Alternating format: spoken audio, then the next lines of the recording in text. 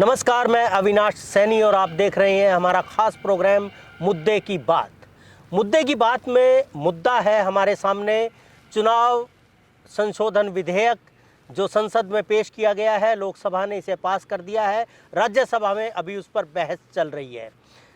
इस विधेयक में बहुत सारे सुधार सरकार ने रखे हैं, उनका प्रस्ताव है, लेकिन जो सबसे बड़ा इसमें मुद्दा है वो ये है कि वोटर जो आईडी है उसको आधार के साथ जोड़ने का प्रस्ताव सरकार ने रखा है। इस पे लगातार बहस विपक्ष के साथ चल रही है। विपक्ष का कहना है कि ये संविधान के विरुद्ध है, कानून के विरुद्ध है और लोगों की निजता का हनन इससे होगा, जबकि सरकार कह रही है कि ये बहुत ही प्रोग्रेसिव बिल है।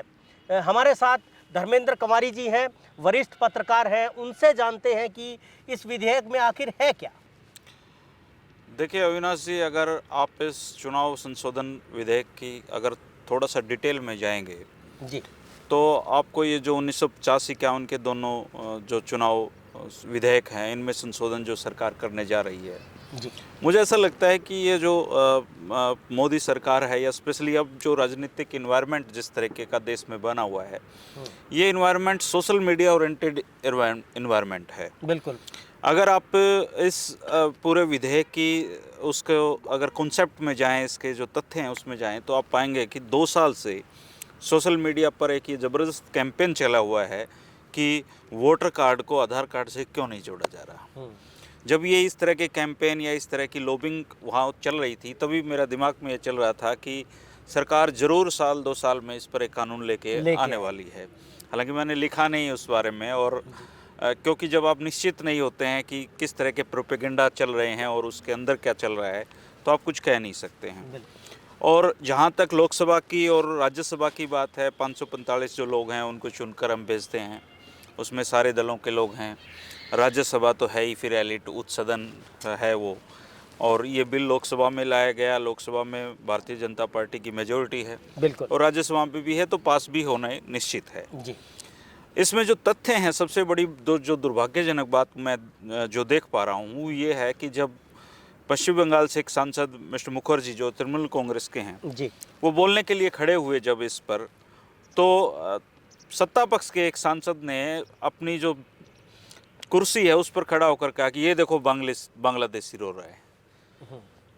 संसद का मतलब क्या है, इसके पूरे कॉन्सेप्ट को अगर हम समझेंगे तो ये सिर्फ बोलने के लिए तो जगह है। बिल्कुल, हम उन लोगों को चुनकर इसलिए भेजते हैं कि हमारे हितों के लिए वो जो कानून बनाएं, उनमें जो बदलाव करें, उन पर एक समग्र चर्चा हो। और ये चर्चा का जो कॉन्सेप्ट है, 3 कृषि कानून जब कोरोना काल की आड़ में लाए गए तो बिना किसी प्रस्ताव के या चर्चा के ये पास हो गए। तो तब सरकार को लगा कि एक रास्ता ये भी है कि बिना चर्चा के भी आप इस तरह की चीज़ों को लागू कर सकते हैं। और जब इनको वापस लिया गया तब भी कोई चर्चा नहीं।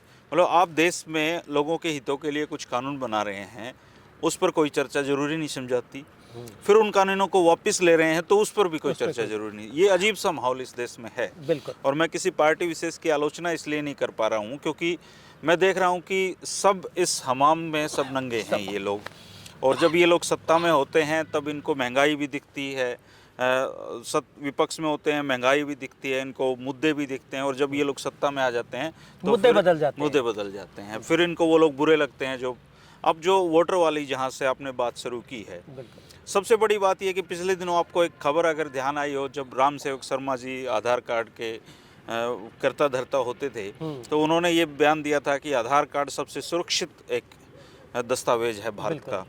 और उसी दिन शाम को हैकरों ने उनके आधार कार्ड में उनका मोबाइल नंबर और सारी चीज डिटेल हैक कर लिया था, और वो बड़ी बेशर्मी के साथ अपने पद पर बने रहे, और अब भी सरकार ने उनको बढ़िया कहीं एडजस्ट किया है एक पद पर।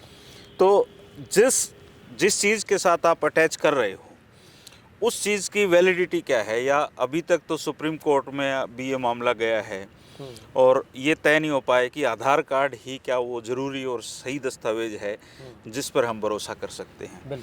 सबसे पहले तो आप वोटर आईडी को उससे जोड़ने जा रहे हैं तो आपको लोगों को ये विश्वास दिलाना पड़ेगा, ये साबित करना पड़ेगा कि आधार एक वैध ऐसा दस्तावेज है जिससे वोटर आईडी कार्ड जुड़ने के बाद उसमें एक जादू उत्पन्न होगा और उस जादू से सारे फर्जी वोटर कट जाएंगे। क्या इस बात के प्रमाण हैं या क्या इस बात की गारंटी दी जा सकती है कि देश में फर्जी आधार कार्ड नहीं बने हैं? इस देश में फर्जी आधार कार्ड भी बनते हैं। तो जो सत्ता पक्ष है वो चाहता है कि इस पर कोई बहस ना हो, कोई बात ना हो। विपक्ष है, ओवैसी दिन का मैं सुन रहा था, उनकी सबसे बड़ी चिंता यही थी कि सरकार कहीं से जो डाटा है जी कास्ट वाइज या धर्म वाइज वो ग्रैब ना कर ले। तो मेनली लोगों के सरोकार से किसी को चिंता नहीं है, ना सत्ता पक्ष को ना विपक्ष को, सबको अपनी वोटों की चिंता है। बिल्कुल।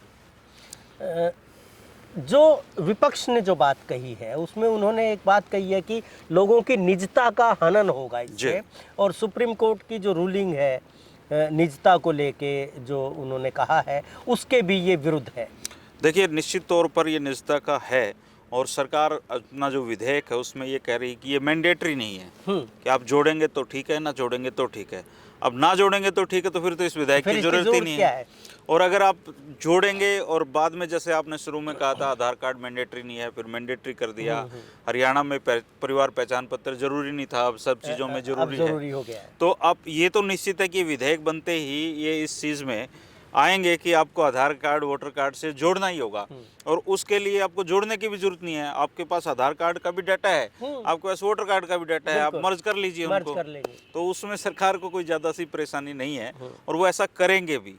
और मुझे लगता है 2024 में इसका 2024 तक वो इस चीज़ को लागू भी कर देंगे। निजता का उल्लंघन, जहाँ तक बात है, भारत में निजता नाम की चीज़ तो बची नहीं है, थी भी नहीं, और ये एक सिर्फ ख्वाब है एलिट ग्रुप का कि हमारी कोई निजता है। और मुझे एक बार अच्छे से याद है कि जो ये टेलीफोन कंपनियों पे प्रतिबंध लगा था टेलीकम्युनिकेशन पे, तो खुद प्रधानमंत्री मनमोहन सिंह जी ने ये कहा था कि ये फ़ोन तो मेरे पास भी आते हैं। तो निजता नाम की कोई चीज़ भारत में नहीं है, ये सिर्फ हमारा एक ख्वाब है। जी। विपक्ष ने एक और बात कही है कि जो अगर आधार में खामी है जी, तो आप वोट डालने से भी वंचित हो जाएंगे। तो ये एक तरह से जो वोट का अधिकार है, जो 18 साल में भारत का जो भी नागरिक है उसको वोट डालने का अधिकार संविधान ने दिया है, तो उस अधिकार का उल्लंघन भी ये होगा, जिससे लोकतंत्र जो है वो कमज़ोर होगा। देखिए, जब बिल लाया जाता है, कोई भी देश में कानून बनने के लिए जब भी कोई बिल लाया जाता है, तो उस पर ये जो चर्चा होती हैं ये इसीलिए ज़रूरी होती हैं कि बिल में अगर कोई खामियां हैं तो उसको दूर किया जा सके। तो अगर विपक्ष का ये कहना है कि आप अगर आधार कार्ड में कोई खामी है तो आप वोटर कार्ड से जब जोड़ेंगे तो फिर उसका जो वोटर्स का अधिकार है वो खत्म होगा।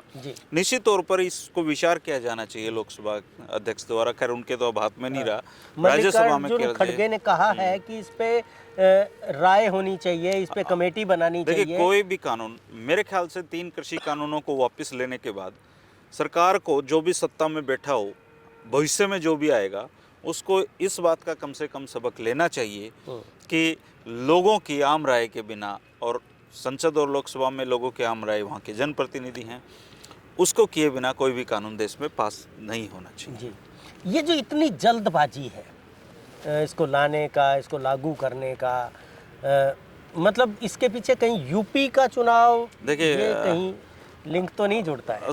अविनाश जी, आपको लग रहा है जल्दबाजी है, मुझे लग रहा है कि जैसे वो रेत वाली घड़ी नहीं होती है, ये सरकार का टाइम तो वैसे जा रहा है, ये जल्दबाजी में नहीं है।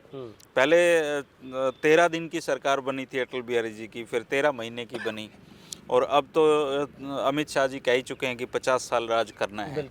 तो 50 साल में इनको बहुत कुछ चीज़ें बदलनी हैं, और अभी तो इनको 7 ही साल हुए हैं, और 7 साल में बहुत कुछ बदला है इन्होंने। तो ये कोई जल्दबाजी में नहीं है, सारे फिक्स प्लान हैं, सबका नंबर आएगा, सबका नंबर आएगा।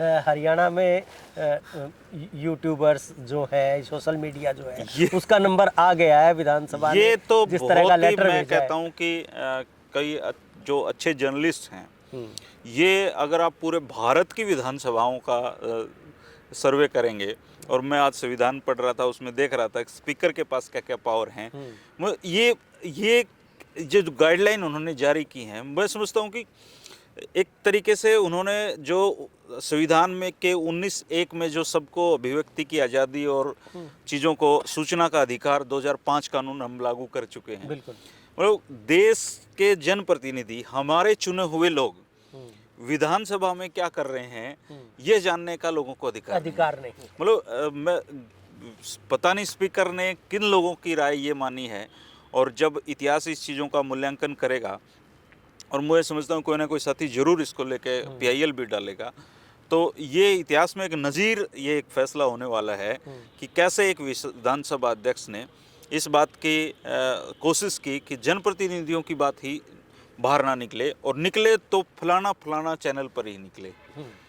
और वो कितनी निकली है ये भी हमें नहीं पता, क्योंकि कितना फीड उनको दिया गया है या कितने घंटे का दिया गया है ये भी क्लियर नहीं है। तो ये तो इस बारे में तो जो हरियाणा के पत्रकार मित्र हैं, जो बुद्धिजीवी साथी हैं, मैं जिनको चिंतन मनन आप जैसे लोग हैं, उनको ज़रूर इस विषय में सामूहिक गोष्ठियाँ करनी चाहिए और चर्चा करनी चाहिए, क्योंकि ये सिर्फ अभी का मसला नहीं है, ये एक शुरुआत है। तो आगे आने वाली सरकारों को तो ये रास्ता दिखा रहे हैं कि आप ऐसे भी कर सकते हो। बिल्कुल। तो आवाज़ तो आप, मैं यूट्यूब की बात नहीं कर रहा, यूट्यूब के अलावा भी बहुत सारे माध्यम हैं। आप जो चीज़ जनता को जाननी चाहिए कि हमारे जो जनप्रतिनिधि हैं, जिनको हमने वोट दे के चुन के वो हमारे मुद्दों को उठा रहे हैं, विधानसभा भेजा, आखिर उन्होंने किया क्या, तो हमें पता होना चाहिए। शेरो शायरी कर रहे हैं। अब आप टीवी पे चला रहे हो, मेरे घर में तो टीवी नहीं है। हाँ। या किसी ऐसा आदमी है जिसको बेचारे को इन सूचनाओं के माध्यम से नहीं जुड़ा, वो कैसे जानेगा इन चीज़ों को? नहीं, हमारे प्रतिनिधि तो शेरो शायरी कर रहे हैं वहाँ पे। वो तो गालिब की आत्मा घुसी हुई है, लग रहा है इस बार मनोहर लाल खट्टर जी और हुड्डा साहब में हैं। और जबकि मैं एक पॉलिटिकल रिपोर्टर होने के बावजूद मैं ये मानता हूँ कि हमारे प्रदेश में ईमानदार राजनीति का हमेशा अभाव रहा है। यहाँ पर जो लोग थोड़े से संसाधन लेके राजनीति में आए थे और जिनको अवसर मिला, फिर उन्होंने अरबों में वारे न्यारे किए हैं। तो सच बात तो ये कि कोई सा बोलने लायक तो है नहीं, लेकिन लोग हमारे जो हैं वो इतने भावुक लोग हैं, वो फिर भी इन लोगों को अपना झांसे में आ जाते हैं। मुद्दे पे वापस लौटते हैं। एक और आरोप विपक्ष ने लगाया है कि ये जो कानून चुनाव सुधार के नाम पे लाया गया है, ये इलेक्शन कमीशन के अधिकारों का भी हनन है।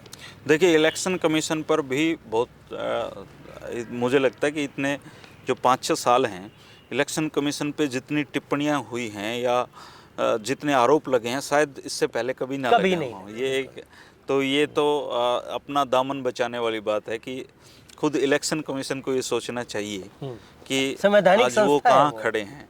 हमारे देश के संविधान ने उनको इतनी बड़ी पावर दी है, और उस पावर का क्या वो इस्तेमाल कर पा रहे हैं, और इतिहास उनका किस रूप में मूल्यांकन करेगा, ये उनको सोचने का समय है। तो चुनाव आयोग को तो सोचना चाहिए। सबसे पहले जनप्रतिनिधियों को अपने दामन में देखना चाहिए कि वो आखिर कर क्या रहे हैं, किस तरह की चीज़ें हमारे लिए लेकर आ रहे हैं। ऐसा लगता है जनप्रतिनिधियों को भविष्य की कोई चिंता नहीं है, वो वर्तमान में जीते हैं। आज ही उनको अपना बेहतर बनाना है।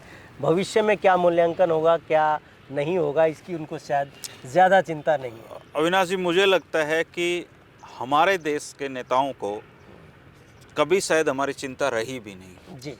उनको जो संविधान बड़ी मेहनत से 2 साल 11 महीने जिसको लगे, और पूरी दुनिया के संविधान से जो अच्छी चीज़ें निकाल के हमें लाए और एक संविधान बनाया, मुझे लगता है कि हमारे देश के नेताओं ने उसको पढ़ा भी नहीं, बिल्कुल उसके बारे में जानते भी नहीं। और अफसोस की बात यह है कि संविधान हमारे देश के सिलेबस का हिस्सा भी नहीं है। किसी पाठ्यक्रम में आपको संविधान नहीं पढ़ाया जा सकता, सिर्फ कानून को छोड़कर। नहीं, कर्तव्य पढ़ाए जाएंगे, आपके मौलिक अधिकार पढ़ाए जाने चाहिए। तो जब तक हम अपने संविधान को जानेंगे नहीं, और आजकल तो ये जो फ़ोन है, हमारी जो युवा पीढ़ी है इसमें गुम हो गई है, तो उसको तो चिंता ही नहीं है सोचने की क्या चल रहा है क्या नहीं। जो थोड़े बहुत आप जैसे लोग हैं वो ऐसे ही पाँव पटक के थोड़े दिन बाद वो शांत हो जाएंगे। तो इनका तो खुला मैदान है, एक बार आप आओ, राज करते रहो, ऐसे जनता का तो फुटबॉल बनाते रहो। मतलब उनको पता है कि लोगों को किस तरह से बेवकूफ़ बनाया जा सकता है, कैसे वोट हासिल किए जा सकते हैं। ऐसे मुद्दे जिनका कोई समाधान ना हो और जिनकी हकीकत में कोई ज़रूरत ना हो, उन मुद्दों के बीच जनता को उलझाए रखो। जनता को ये सवाल ही ना करने दो कि हमारे पास अच्छी शिक्षा नहीं है, हमारे पास स्वास्थ्य की सुविधाएं नहीं हैं, हमारे पास अच्छा ट्रांसपोर्ट नहीं है, हमारे पास अच्छी सड़कें नहीं हैं, हमारे पास अच्छा आय का साधन नहीं है, हमारे पास अच्छा खाना नहीं है। ये मुद्दे चुनाव में इंदिरा गांधी ने गरीबी हटाओ का नारा दिया था और मोदी जी भी 2022 तक सबकी आय को बहुत दोगुना करने वाले थे। आप देख लीजिए, सिर्फ नारे बने हैं इस देश में, हकीकत में कुछ भी नहीं हुआ। गरीबों की संख्या में बढ़ोतरी हुई है और लगातार हो रही और लोगों की जो जेबें हैं अलग अलग काटने के अलग अलग कानून आते हैं। बिल्कुल। तो ऐसे ही चलता है जी ये देश। तो चलिए, एक कानून के जो संशोधन विधेयक आया है उसके आसपास हमने चर्चा की और चर्चा में जो गहराई धर्मेंद्र जी ने उसमें डाली है वो एक चिंता का विषय है, चिंतन का विषय है पूरे देशवासियों के लिए कि किस तरह से क्या क्या चीज़ें आती हैं और वो किस तरह से हमारे जीवन को प्रभावित करती हैं, जबकि हमें उसका उस समय पे बिल्कुल पता नहीं होता। तो ये एक विधेयक आया है जिस पे तरह तरह के आरोप लगाए जा रहे हैं विपक्ष के द्वारा कि ये निजता का हनन है, संविधान के खिलाफ है, कानून के खिलाफ है और उससे जुड़ी हुई बहुत सारी बातें ऑब्जेक्शन हैं इस पर। धर्मेंद्र जी ने हमें बताई हैं। तो बने रहिए हमारे साथ। शुक्रिया। नमस्कार। आपका, आपके दर्शकों का शुक्रिया।